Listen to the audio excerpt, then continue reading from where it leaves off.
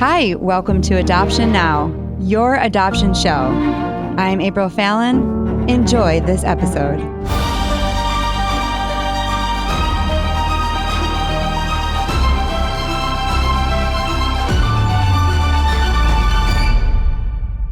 Welcome to Adoption Now, your adoption show. I'm your host, April Fallon. Thank you to all of our listeners. I have to tell you this exciting news. In our first month back, we got over 15,000 downloads, which is a super high number and super exciting. And in the stats, you can find out where your audience is listening from. So obviously, United States, but also Canada, Australia, United Kingdom, Ireland, Belgium, Slovakia, Germany, Israel, and New Zealand. So if you are listening from another country, we want to say hello, and we're so happy to have you. It's so exciting to be connected to so many families and people who are involved in adoption all over the world.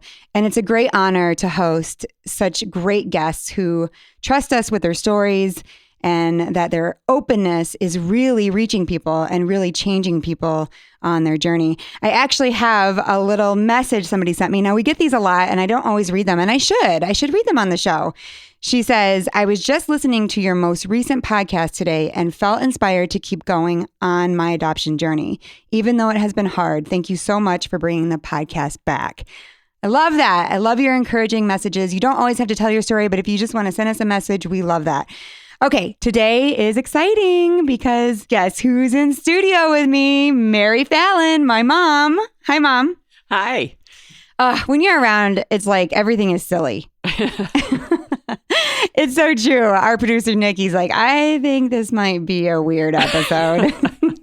Can't get weirder than you and I together. So I'm so happy to see you healthy and well and doing amazing. I'm so happy to be healthy and well and amazing. It's so wonderful to be here. It really is. And I just want to send a thank you out to everyone that prayed for me during the last several years. It was quite a struggle, but I'm back and it feels great. So thank you. She's back. That's right. Thank you so much for those of you who haven't heard our journey in the last, 2 or 3 years? 2018. My mom was diagnosed with esophageal cancer, and we just went on a very long journey to her recovery, and there were some very scary moments. But because of your prayers and because of your support and because of who my mom is, she's very strong. She came out, and we just give God all the glory for that. All the glory. Yes. Thank you, Lord. So today you're going to listen to this show. I am. You're excited. I'm happy to see you. And you know what I love about my mom is that she's with us. She stays with us during the winter. And it's like silliness all the time. With the kids, we're always like singing and dancing. And Noah's like, oh my gosh. But they love it. And they're going to miss you when you go back in a little bit. But thanks for being with us and helping us. Oh, you're so welcome. Thank you for letting me stay. Okay, so today we have an adoptive mother from the Midwest, Aubrey Mueller. Welcome to the show. Hi. So nice to be here. I'm so happy to have you. Yeah, I'm thrilled. Aubrey and her husband, Eric, have 2 biological sons, and they always wanted to adopt. She is a listener of Adoption Now and wrote in her story. And what we liked about your story, Aubrey, is that you said you had a willingness to learn from adoptees and birth parents on their journeys. And you said their voices are such a gift, and I'm honored to listen. And I love that. I love that people are listening to the show to hear all the voices. So thank you so much for writing your story in and for coming on the show. Yeah, I'm so glad to be here and to share it. So let's talk about how you found Adoption Now. So I was maybe 6 months to a year into our journey and just looking for something to listen to encourage me. I know you get that from a lot of people. So kind of the same story, just got on podcasts and typed in adoption, and you were one of the top ones. And I just listened to, I think, a random one that sounded like in the description was somewhat about, something of our story that we could relate to. So in our case, we do not have infertility as part of our story. So finding one that was a little bit similar, I think I landed on one where someone had 2 biological kids already, listened to it, loved it, and just felt like I had so many times that I thought, oh my gosh, that, and yes, that. And then I just started all over. I went to the very beginning and I listened all the way through. Oh, we love that. So you know a lot about me and my kids. I do.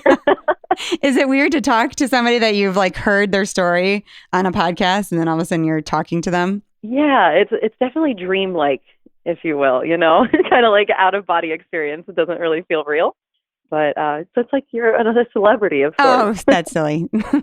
You're sweet. But I'm honored that you would be so inspired to then write your story in.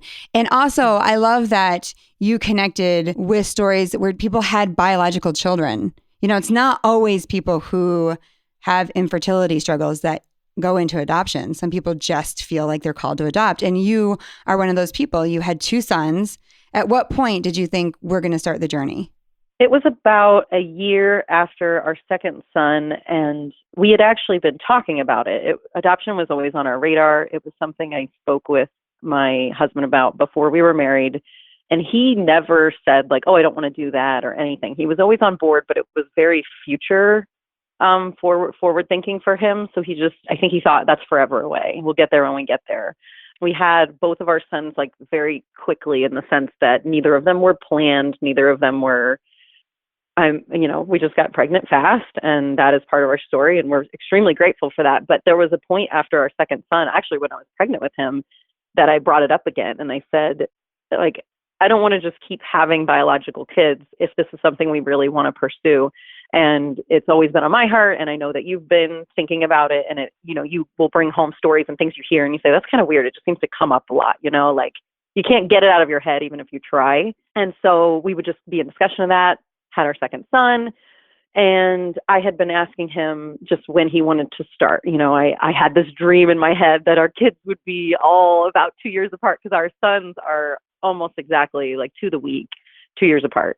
And so I was like, oh, hopefully the next one won't be too far away, maybe 2 to 3 years apart, and all these silly plans that we think we can make for our own story and our own life.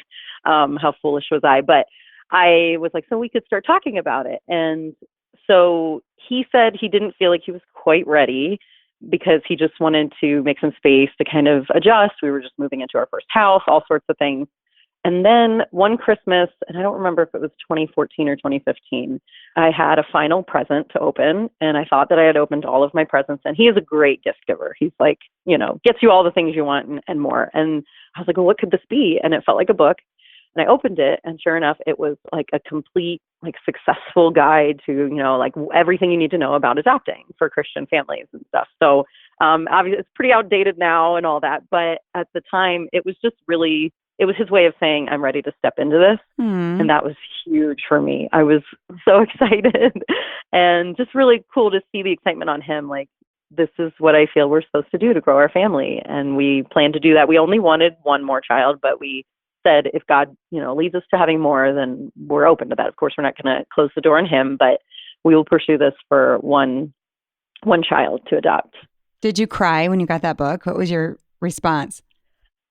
I don't think I cried. I'm very much a giant smile on my face with an open mouth, kind of like, just in my mouth just hung open. And my eyes were lit up, and my whole family was there, because it was when we went later in the day to be with my parents and siblings and stuff.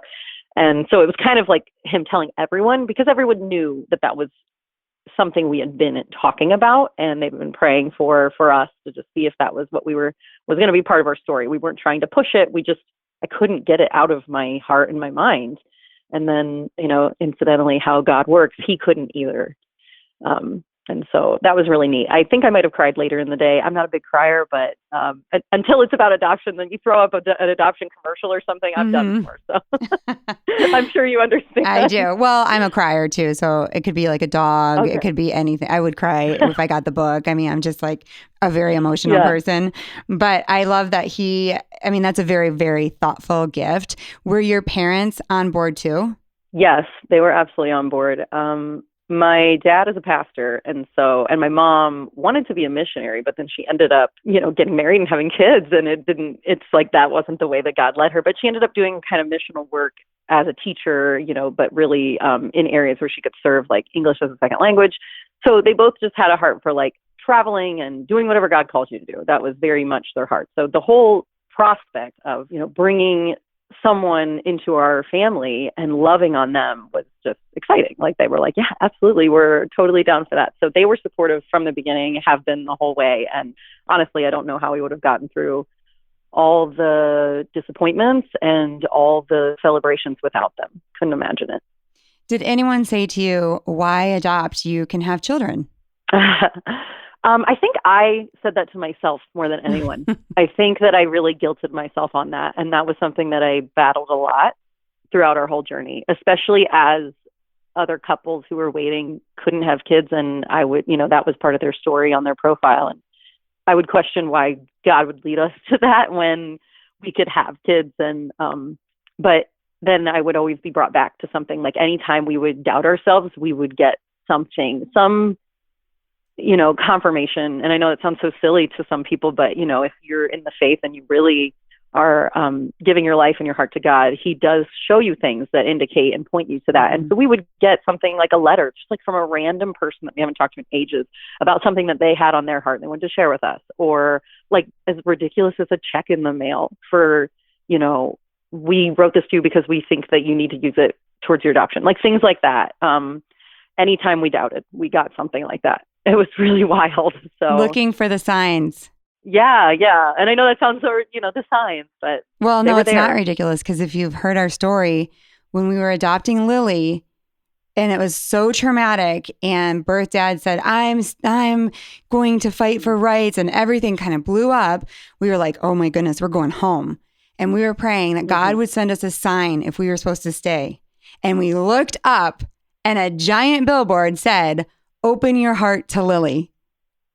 And we knew we were going to name her Lily. And so we were like, oh my gosh, that's a true sign, like a real sign. And I do believe that when you pray and ask God, please direct our path, that he will give you clues, signs, people to kind of lead you on that journey. And it's very cool. He doesn't just leave you alone. And one of the things you and I talked about, we're going to get into your story, but one of the things that you and I talked about on the pre-interview is you and I didn't realize how many opinions people have. Like when you're talking about adoption, like how upsetting some of the things that we say or do can be for some people. And that could be really upsetting, that you can have children, but there's all these families who can't. And why are you adopting? It's very selfish. And all these things that go through your mind, or people are saying, or how can you say this is great? I mean, I get it on social media a lot. How can you say adoption is great? It's terrible. You're ripping apart families. Those types of things. You're like, oh my goodness, I didn't understand this world, this situation could be so upsetting. And so I can see where you were thinking that. But then the bottom line is you have to follow what God is telling you to do, no matter what anyone is saying. Right. Yeah, absolutely. And it's that wrestling between those two things, stepping into this world that I was so unfamiliar with. And he led us a direction we never, ever thought. Because you may think, okay, you can have biological kids. So a lot of times people step into international adoption when they can have bio kids, because they're looking to adopt from, whether the system is corrupt or however the kids get there, they are in an orphanage for some reason or another. And so you're bringing home a child in an orphanage, oftentimes some level of special needs that hopefully can be dealt with much more easily in the state. But to walk into domestic infant adoption, which is, and we'll get into, but like that was not at all our plan. And then you're surrounded by people who are in that because they want a healthy baby because they couldn't have a healthy baby. And so that was interesting to be like, God, is this where you want us? And questioning that the entire time, because we thought we were like going to hop on a plane and fly across the world. What are we doing? What led you to private infant adoption? Well, it was more that we had every door closed on us that we tried to open on our own. And then that was the only one left. That was like our last option.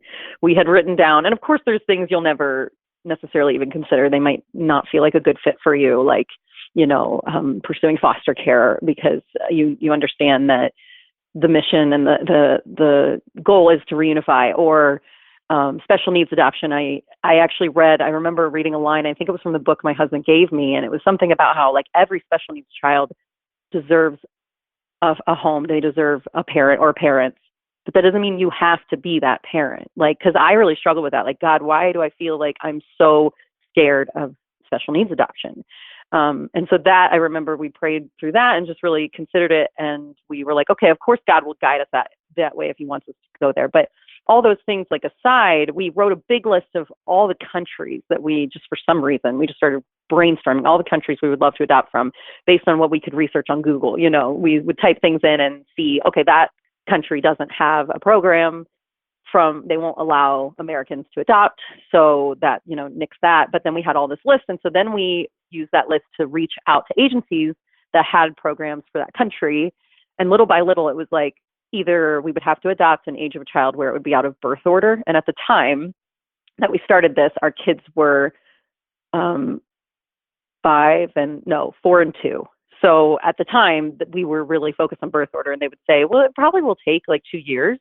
However, these kids are like 6 to 8. So we were like, that could still be, and that just didn't feel like something we were willing to budge. And it didn't really feel like one way or another with that, you know, a conviction or anything. It just felt like that's what worked for us. And then we met with all these agencies, maybe 10 of them over the course of 18 months to 2 years. Wow. And they would, and we never really pushed like the timeline or anything. Like, we must hurry. But it was just kind of like, okay, let's meet with this agency like this month, and then we'll see. And, you know, and then you're kind of exchanging like application stuff and email stuff. And so things take a while. It's not like some people do it, you know, almost as if it's their job, but we just took our time as we had time and met with people, and they would share with us these things. And either we would feel some sort of, you know, lack of peace or, just a red flag, if you will. And we would say, okay, that one doesn't feel like it's going to be a good fit. But the biggest reason was because we were not old enough. And so how old are you? At the time we were 24, 25 range, you know, over that time we grew up a little bit, but yeah, so we were like mid-20s, low to mid-20s when we started. So we were not old enough. So most of the countries we had to nix, and they actually said, I'll never forget talking to one of our final ones, and they were like, well, you could do all the paperwork now. When you turn 28, you can do all the paperwork. And then when you're 29, we can start to like submit it. And then when you're 30, we can get you on the list. And we just never felt like we were told to wait. But I don't know, it's really hard when you're like, you know, typically God's not going to audibly talk to you, but also why did he lead us here at this time? Or so it feels. And so we just eliminated all those options, and we really were just staring down infant domestic, and we thought, we felt stuck there, but we didn't want to just do it because we were like, oh, it's the last one, you know. But we actually got a friend who they attended our church for a while. I think they were military, and we live near a base where we are in Ohio. And so people were in and out often, like every few years. And they knew that we were pursuing adoption. A lot of people were praying for us and thinking of us, and just knowing that we were thinking through the options and that it was taking us forever to decide on something. And I'll never forget getting a check in the mail from this person for the cost of an agency that was local. And they had adopted through that agency. And they said, this is the cost of the application fee. We just think you should apply. They're like, just do something. Here's the money. Isn't it so sad? My intense lack of faith that God's like, my goodness, I just have to send you a check of that exact Here's amount. The money. So great. We were very grateful for that. And that's exactly what we did. We were like, what are we supposed to do with this outside of what he's asking us to do? He said, my wife and I prayed, and we feel like this is what we were supposed to do, is send you a check for this exact amount so that you can just go forward with this option. And if it doesn't feel right, we think God will close the door, you know. Sure enough, that's how it started. And they're like, and then at that point, we want our money back, please. No, just kidding.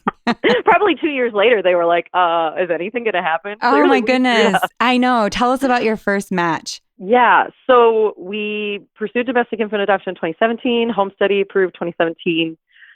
We got our first call in the spring of 2018, and we were on vacation, of course.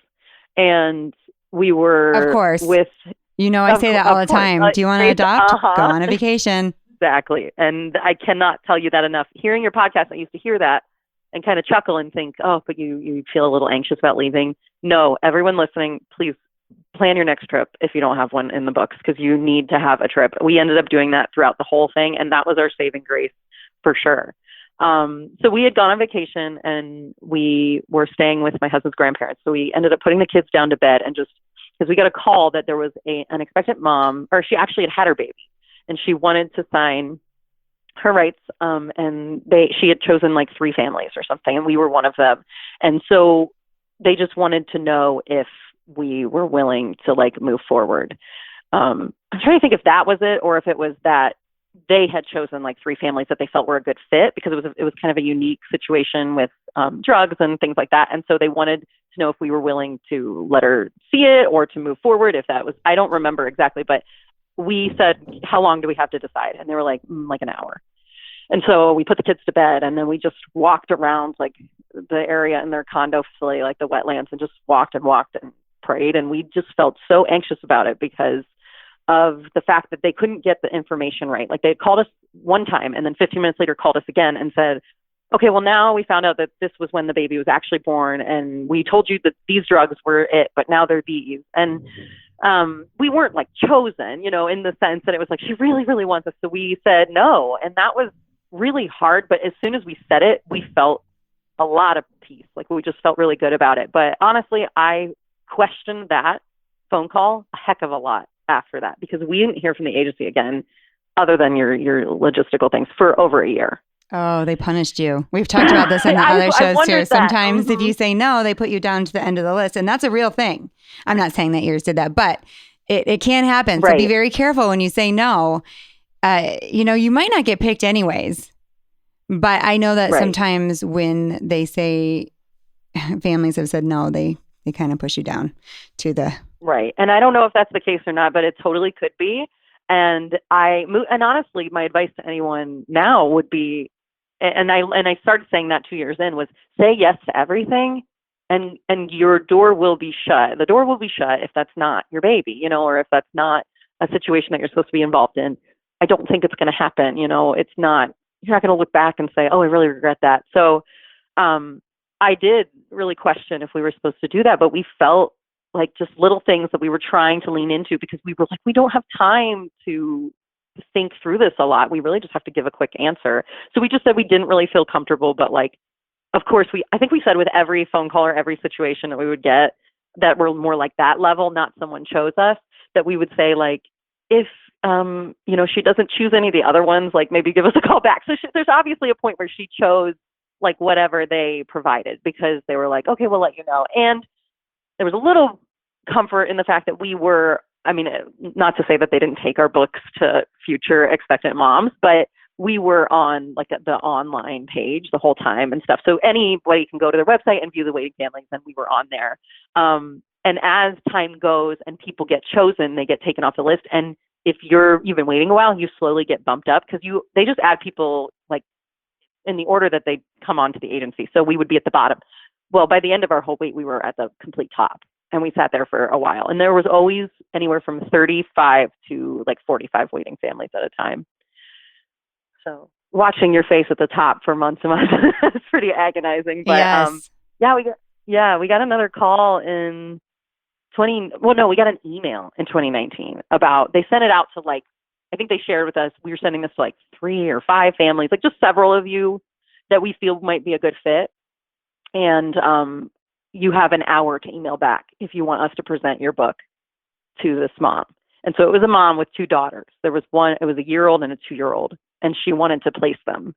And we missed it because I was on a work trip and I was getting on a plane, and my husband missed it too. So by the time the hour was up, we saw it like maybe 2 hours after. So it was wild, like just those things. And we were like, wow, we couldn't even say yes, because as soon as we saw it, and they listed some issues and stuff, but we felt like at that time, maybe we should start saying yes to everything, because we shouldn't be afraid, or we shouldn't try to decide what God wants us to do. If that door's open, that's open, and then he'll let you know before it's all said and done, right? So, that's how that one went down, and we missed it. And that was at that point, 2 years in from when we signed on. So then we had to renew our home study at that point. And that was kind of a deciding, like a decision point where we were debating, do we stop? Do we keep going? We're like, no, we weren't told to stop. So let's just see what happens. So we updated our profile book, because in that time, I spent a lot of time researching. The agency didn't have a whole lot of education, but it also did require that you pursue open adoption. Like, you weren't allowed to sign on with the agency unless you were completely willing to have an open adoption. And I really wanted to understand that more, because when I first looked into international, I mean, I think just with how naive I was and with the narrative that a lot of us hear is you kind of want that baby to yourself, and you're afraid to open your home and your heart to other, to other families, to other things, and to other situations that don't look like your own. So you think, whether or not you admit it, the idea of going across the world and getting a baby and coming home with them, there's a security in that. And pursuing an open adoption with an agency that, although they didn't provide loads of education to us, they did require that you be okay with that. And I wanted to understand really what that's all about. And so we spent our wait time, and we are so grateful for our wait time, because in hindsight, of course, it's very painful when you're in it, but in hindsight, we really use that to just educate ourselves as much as possible, to follow all the accounts and that aren't people like yourself. They don't look like you. They don't have the same backstory as you, and they're not in the same, we're a hopeful adoptive parent at this point. We're not an adoptive parent, but in the adoption constellation, we are not in the same position as them. So birth parents, adoptees, just grabbed every book I could get my hands on at the library that had to do with adoption. And then if I found out that it was written by an adoptee, better, I'm going to get it. So that was really helpful for us and really opened my eyes to a lot, and also made us question a lot as we move forward, but we stayed in it. So, well, that's interesting, because you were scammed, right? We were, and that's coming up. That's very exciting. Sure. But I think that's interesting, because here you are trying to learn more about how to love a birth parent, and then you get into a situation where the birth parent is taking advantage of you. Right? So you're trying so hard to be okay, I've changed. I'm more open now. And then you're partnered with somebody who is manipulating you and scamming you. I mean, that's hard. Yeah.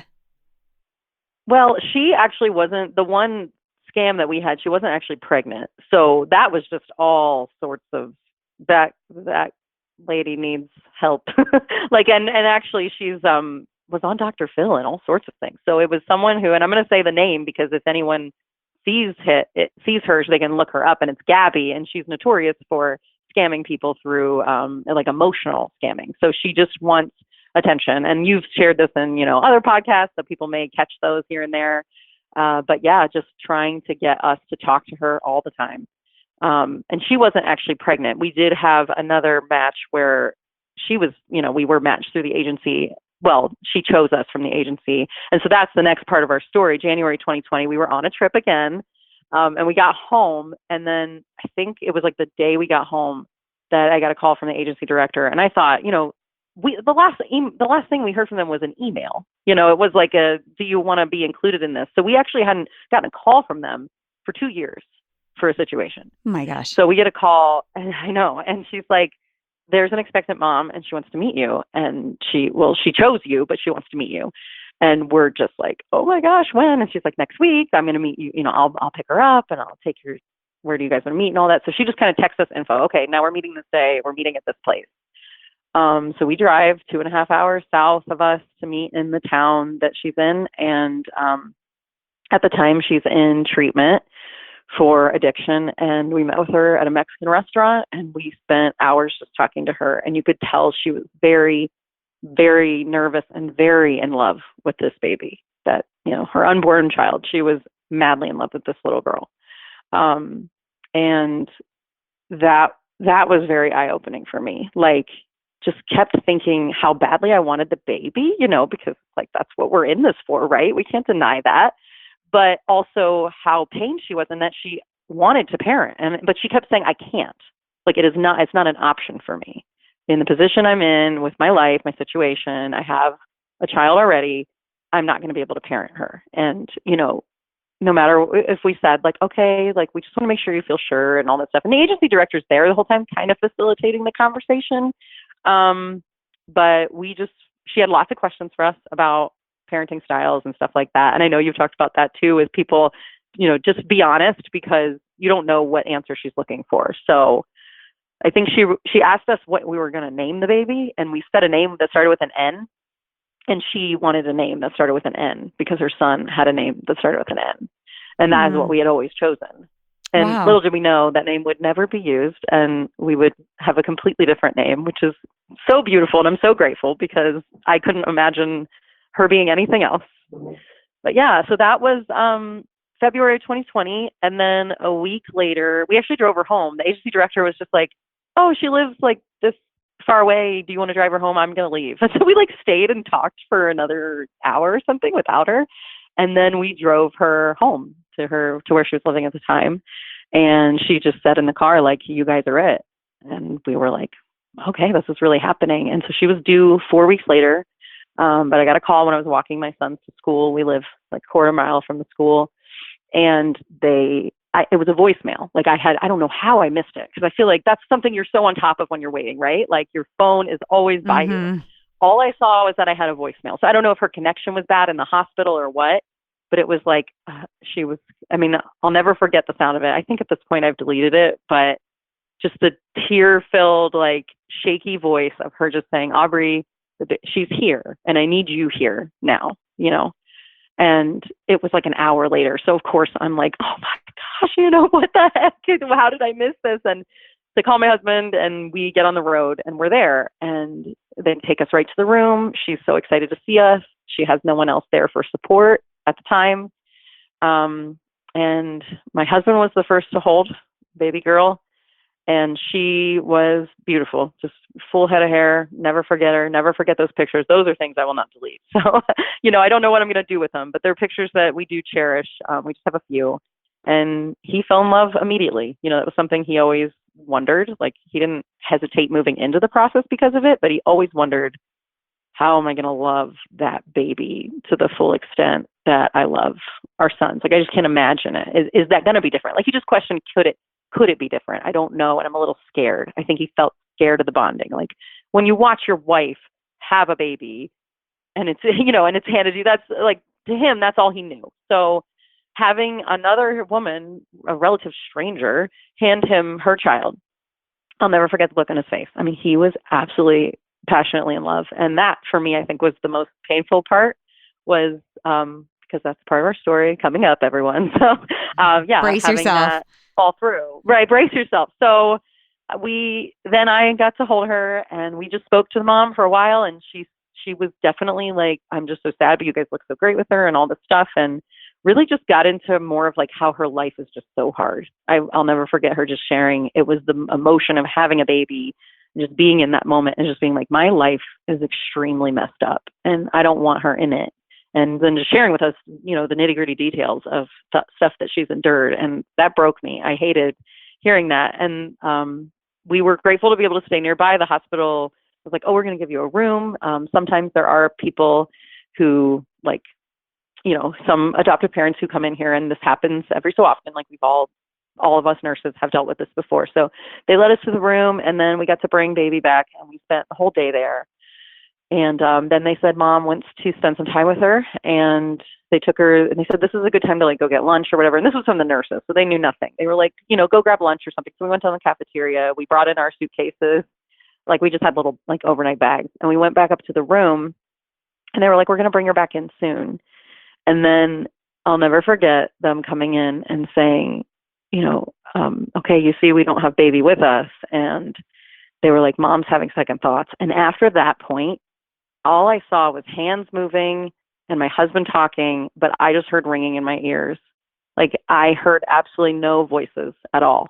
I just thought, God, you brought us really far. Like, we felt like this was going to be it, because certain things in the conversation with the expectant mom were just it just felt so right, and I know that sometimes you feel that way or you say that, but like the things she would say would be like, how would she know that? Or that just seems like a really, really weird connection, incredible things. And I can't remember them all now, but just one after the other, that it just felt really, you in the time and in the moment, you think that was God's plan, but who knows what God's plan is until he tells you what it is. So she, we didn't get to say goodbye. Obviously, that wasn't part of the deal. That wasn't what we were expected to do. I remember my husband just picking up our bags and kind of pushing me out the door. And I was like, is that really it? Like, they just said she was having second thoughts. That's not like, go away.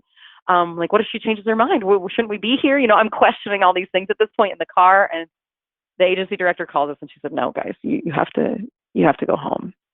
And I remember telling my husband, maybe we should get a hotel nearby, like just be nearby, because all the things she was just telling us were, I need you guys. I need you to do this. And her mom had actually arrived, and her mom knew, and they actually really pushed her to place. And I think her mom meeting her granddaughter affected her, understandably. Could you even imagine? So that was part of it, I think. And we get in the car and he said, we're going to go home, but we ended up just breaking down in the car and staring at this town was not great. Like everything was very run down, and just staring at some dilapidated building and bawling our eyes out, and then picking up the phone and calling, parents, sister, whatever. And I'll never forget each one of, especially the women, my dad's pretty emotional too, but just each of them breaking down one by one. They were really heartbroken. And when we stopped for ice cream, I thought that would make me feel better, and it was disgusting. Like I hated every bite. I could hardly swallow it. And then we get home, and my parents were there because they had been watching our kids. So I think they brought them back from their house, and they sent them up with iPads or whatever. And at this point, the kids are, I guess 5 and 7. Yeah, 5 and 7. And so I get there and I walk in, and nothing was better than just having your parents' arms to hold you. Like I crumpled into a ball in my mom's lap, and she just held me for hours. And they got us food, and people from church got us stuff that they would tell their close, it wasn't like a blast information, but my parents were able to, text or whoever, people that were very close to them. And so within that time, we just really got taken care of and loved on. And then enter the pandemic. So we were at this point just kind of grieving that, and then we were wondering if we just keep moving forward, or, this was really hard. Maybe this wasn't what we were supposed to do. Maybe God just wanted us to almost not to waste our time, but to give us another focus until we turned 30. Like all these thoughts that you have of you trying to figure out his plan, And then we found out I think it was March 13th, because that was the day of the shutdown. We found out that I was pregnant unexpectedly. And so we were like, oh, well, this is quite the plot twist, God. And so, so we were pregnant, and we were, celebrating that, but also, still grieving. And then the pandemic, they shut down everything. So we were like, okay, well, no better time to be pregnant, I guess, and be home all together. And I hate that this is happening, but at least there's a silver lining that we can grieve, and that we can kind of just try to get a handle on the fact that this is not going how we expected it to. Right. And you're excited because now you're pregnant. So there will be a baby in your mind, Right. Absolutely. But then we're questioning, do we pursue adoption after that? Because we didn't want 4 kids, but maybe. So yeah, definitely weird. It's really hard when the birth mother tells you all the reasons that she wants you to take the baby, the abuse that she endured, or the bad situation that she's in, or that our birth mother told us she didn't love girls, and all the things. And you're like, yes. And then when they choose to parent, it's very bittersweet, because yes, we want you to parent. You have that choice. It's your baby. Right. But you just told us a lot of really bad information. Is that baby going to be okay? Yeah. So you're worried about the baby too, because she told you all the things. So that's really hard when you get really close to the birth mother, and so many things, and there's so many emotions going on with the loss, but also the worry that you have for the child as well.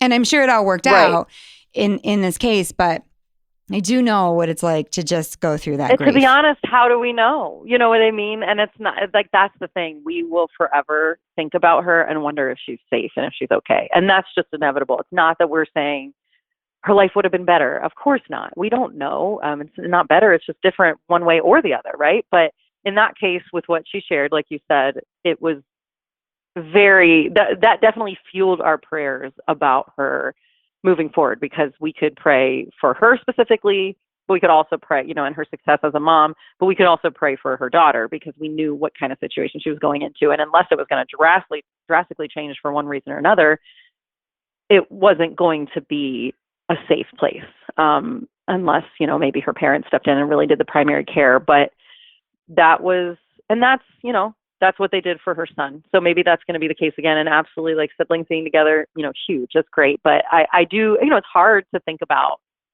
just even if that is the ideal, she's still watching her mom struggle. And that, that breaks you. That sucks.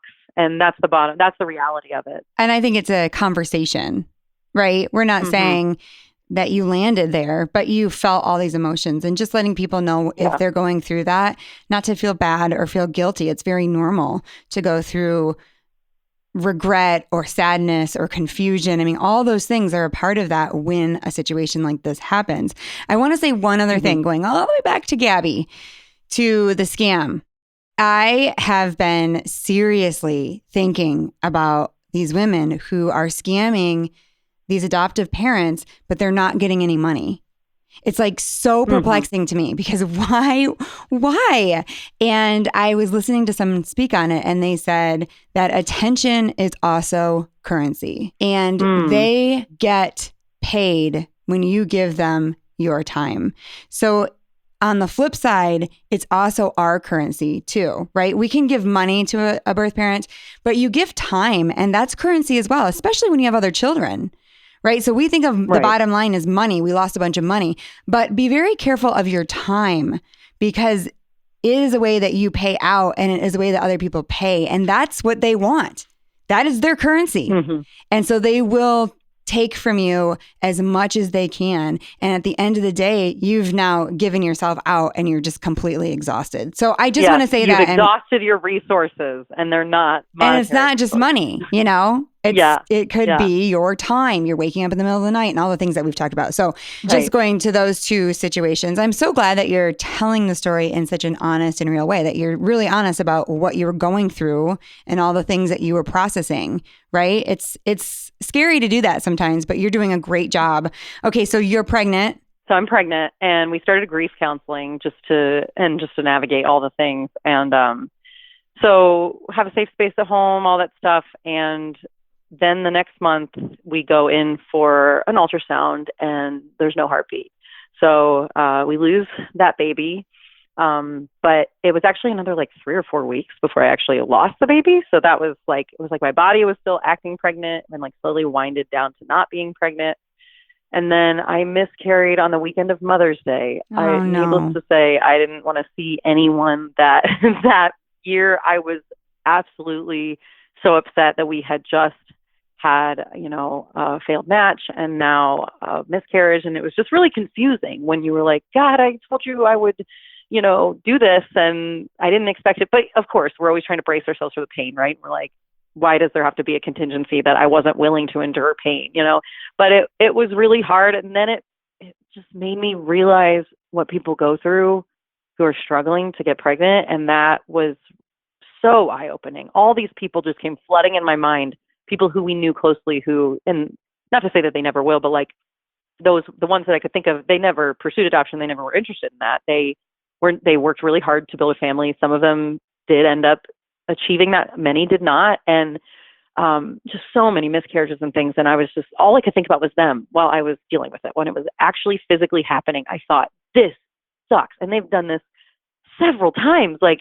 And so I would just try my best to, pray for them during it, because I was like, this is really agonizing. And I just don't understand how people do this, And so we definitely didn't this kind of solidified the fact that I did not want to have another baby biologically. This process was just really grueling to me. And we actually questioned, we were like, which one's more grueling? Adoption, waiting to adopt, or miscarriage? They're both just so horrible. And that's really the bottom line, is growing your family isn't easy. It's tough work, and you fight hard to make it happen. And so we were in that, we were seeing it from all angles.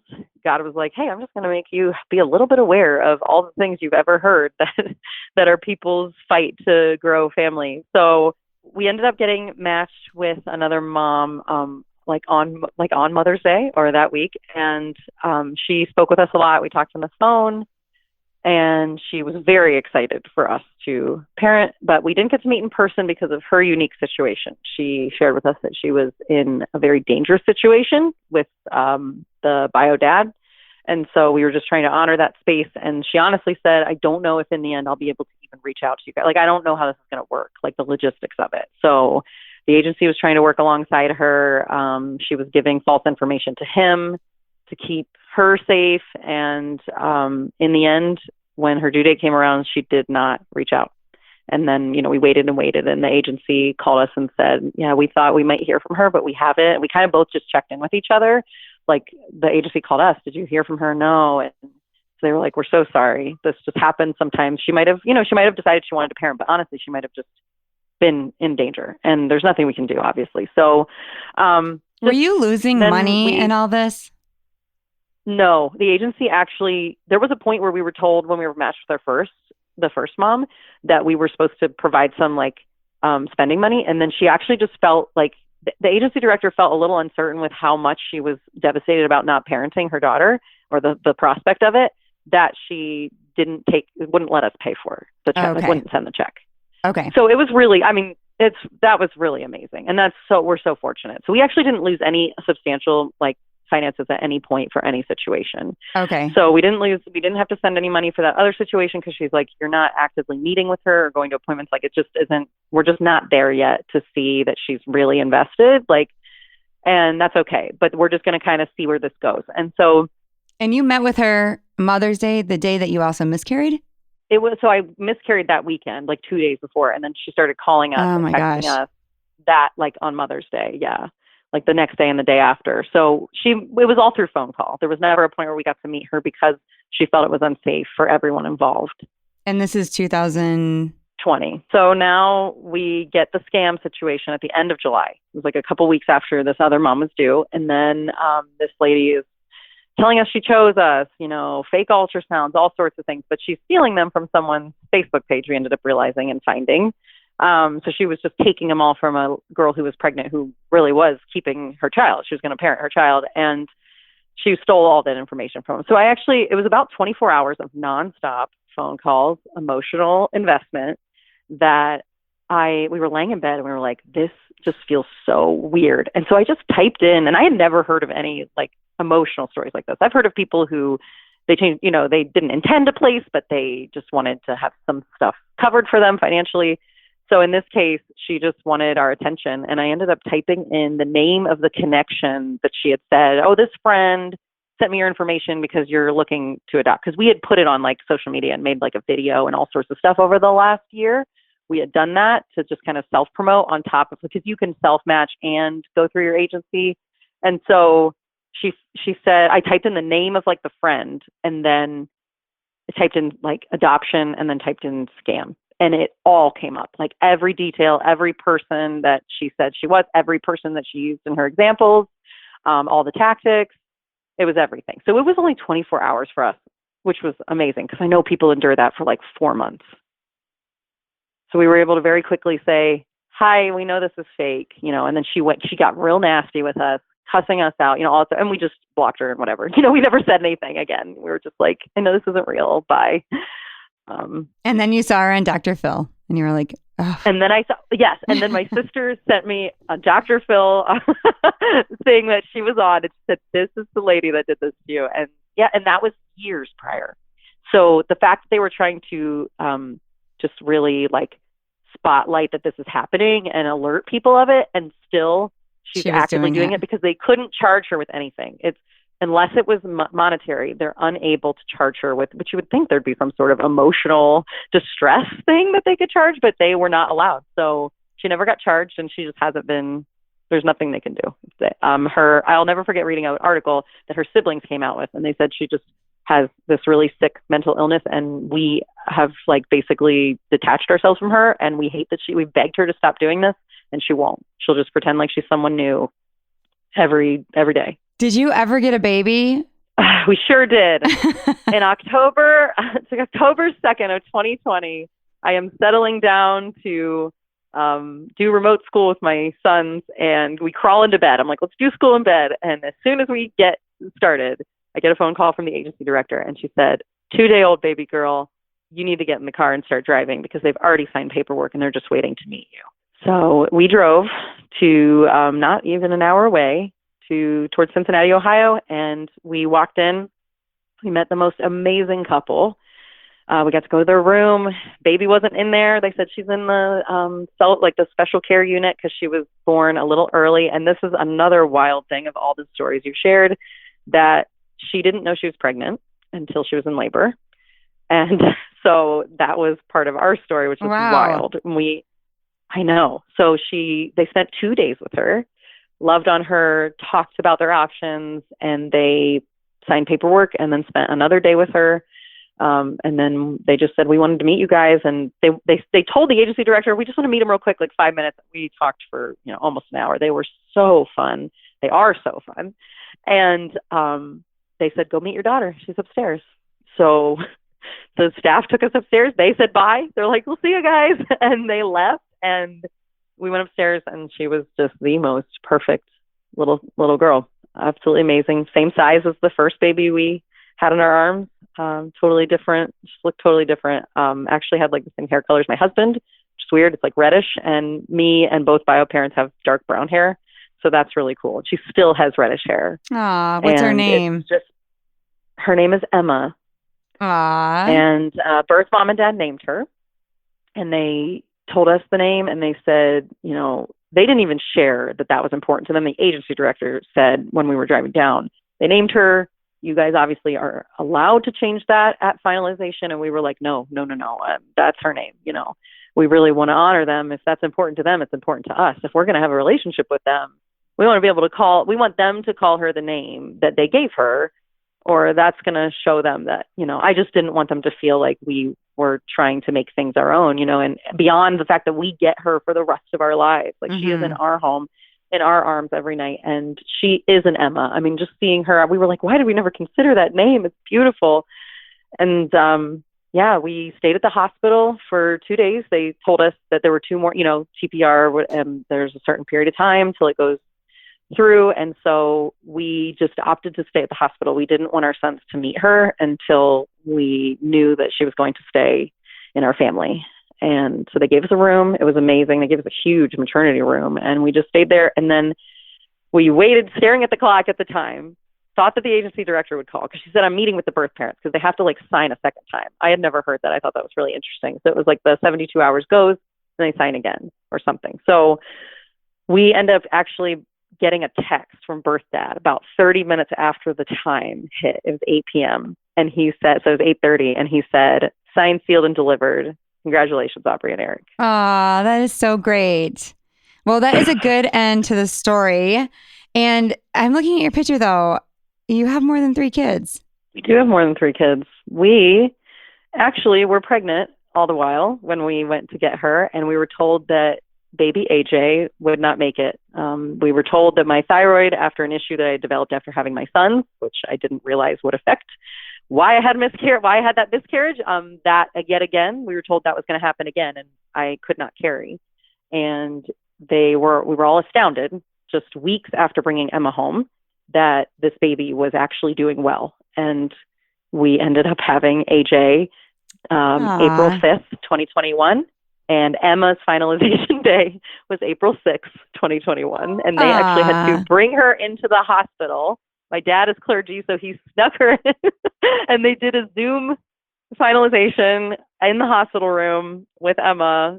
It was crazy. He came a little early, which has never happened with my other son. And so, yeah, we have 4 kids, and God's story is definitely better than ours. That is awesome. I love the end of that. Whew, that was a mountain you had to climb, but that is amazing. And I love the name AJ, Emma and AJ. It's so cute. Aubrey, thank you so much for coming and having this conversation, this really, really important, vulnerable story that you told, and going through all the emotions and the truth of what it takes sometimes to grow a family. And I know a lot of people will connect to that. You do have a story that you wanted to share. How do people find the story? Oh, they can find that on my Instagram. I can put the link in my bio again. That's just our story of our adoption. And then you can follow me on Instagram. I have great pictures, and my sister came up with a hashtag, Adventures of Emma and AJ, because they're what we have learned is called virtual twins. So 2 kids in the same family under a year apart that are not biologically related. So they are our virtual twins. They're 6 months apart, and it's really fun if you want to follow me on there, and I'd love to connect with you. Awesome. Thank you so much for joining us, Aubrey. You're welcome. Thanks for having me. And thank you for listening. If you have an adoption story you'd like to share, please email us at afallon@adoptionnowpodcast.com. We would love for you to subscribe to our weekly podcast and follow us on social media.